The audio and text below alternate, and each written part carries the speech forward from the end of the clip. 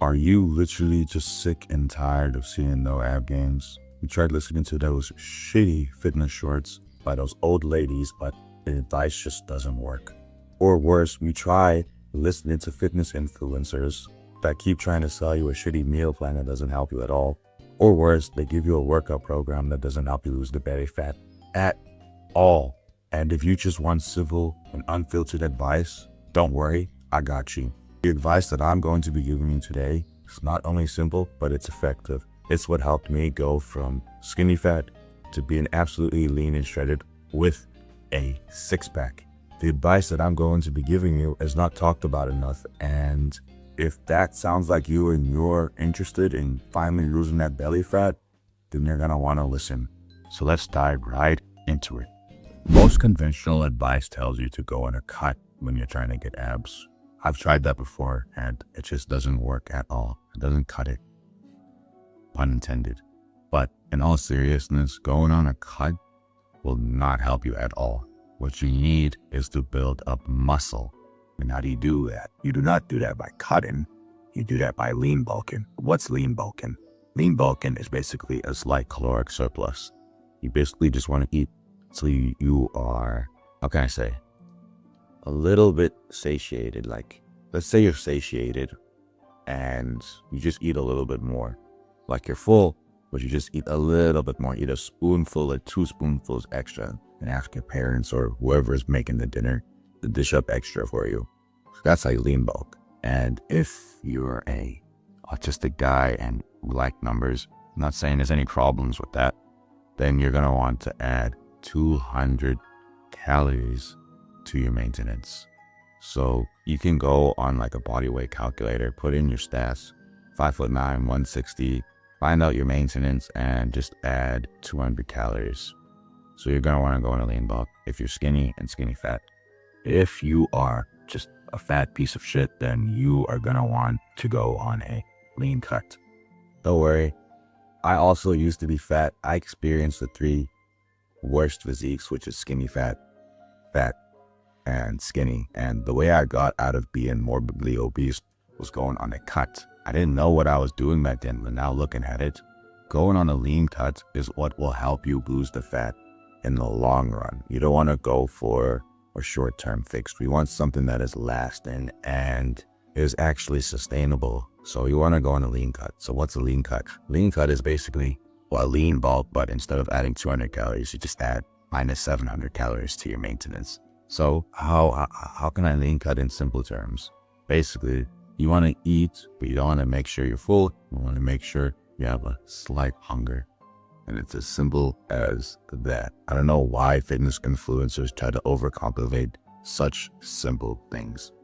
So that's the diet part. Now, let's go into the exercise part. So now that you got the diet right, what exercises can we do? So the exercises that you're going to want to do are compound exercises. So recently, I've tried doing ab exercises, but I just feel like they don't really help me as much. So what I did was I just started double downing on my compound exercises that require me to use my core. And surprisingly, my abs are looking so much better than before. And it's because you're doing compound exercises that use your core. In a way, you're still working out your core and you're working out multiple muscle groups. So you're going to want to do compound exercises. Compound exercises are basically an exercise that works out multiple muscles. And some examples are push-ups, pull-ups, dips, and etc. Squats are also another good example as well. So you're going to want to do an exercise that also works out your core to build those abs. Now, I'd be lying if I said I didn't see any gains doing ab exercises. I did see some gains, and the exercise that I did, and in my opinion, is the best ab exercise to do for aesthetic abs, which is why you clicked on this video, is ab raises. I'm not going to get into the sciencey detailed stuff and whatever. Just do ab raises and you will see gains. Trust me, you will make progress in building that sexy rock solid abs. Next concept that I want to tell you is progressive overload. You are going to reach a point where these exercises just start to get too easy, and I want you to progressively overload it. You might have heard of the term of progressive overload. Progressive overload is basically you adding more resistance to your exercise.